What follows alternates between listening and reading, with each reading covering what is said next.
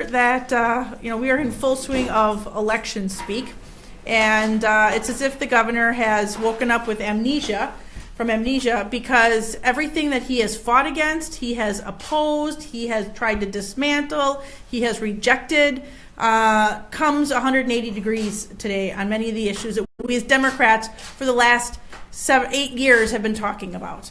So I know that Representative Hintz gave the Democratic response. I will turn it over to Gordon, and we are happy to speak about some of our reactions and thoughts on this.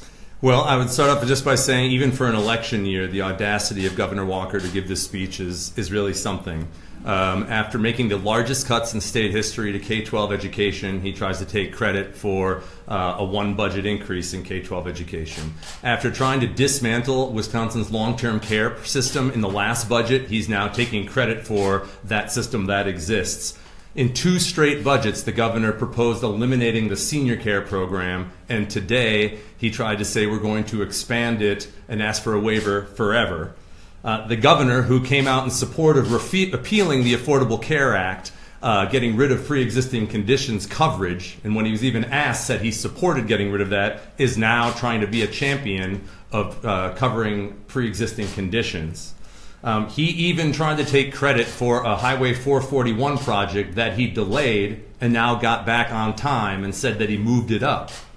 So, this is a guy who, even Republicans were looking at us like they couldn't believe how shameless the governor's attempts in an election year to address low poll numbers in an election that doesn't bode well for the governor's re-election hopes in Wisconsin. Other things, I'll say this: it's rich for a governor to fly around in the state and lecture people who are living on the margins about their programs out there. The only guy on public assistance that I know who lives in a mansion is Governor Walker, who's been on public assistance for 26 years. Governor says he loves to travel the state, yet he makes no public appearances. I would just say this speech today seemed to resemble like going out of business sale, and hopefully that's the case come November. Are you guys going to oppose any of these proposals as they come through the legislative process?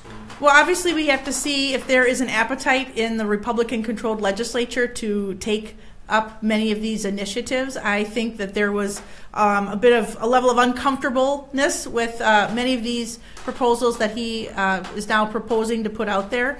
We have a pretty condensed timeline of a legislative session where we are expected to adjourn in early February or early March. And so I think it is questionable if the legislature will take up many of these proposals in the package that he has put forward. Some of the ideas that he's talked about are ones that you guys have said your members have been working on. Will they vote against them if these bills do get to the floor? Again, we need to see, oftentimes they have co-opted a Democratic bill and they have tweaked it a little bit that makes it unpalatable for Democrats to support.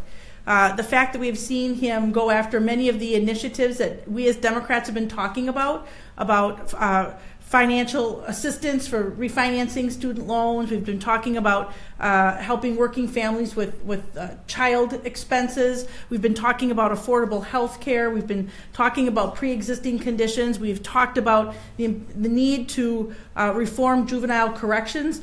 Democrats are the ones who have toured Copper Lake, Lincoln Hills and Copper Lake. The governor has yet to set foot in that institution. The governor has yet to meet with any of the employees who have suffered assaults.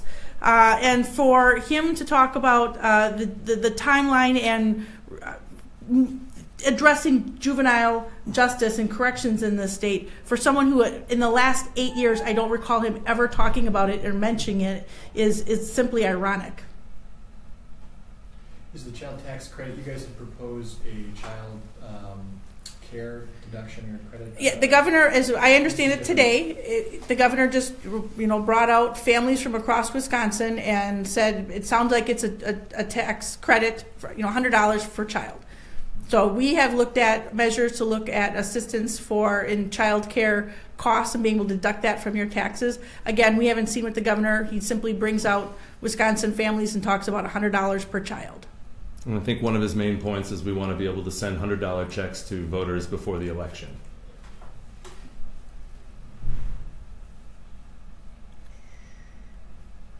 Do Do you guys agree with the Wisconsin Elections Commission decision today to reappoint Michael Haas as administrator?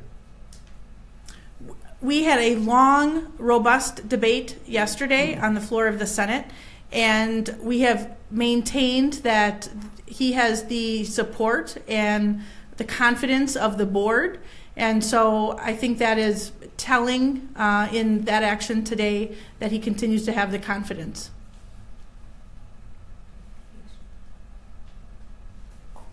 Okay. Thank you.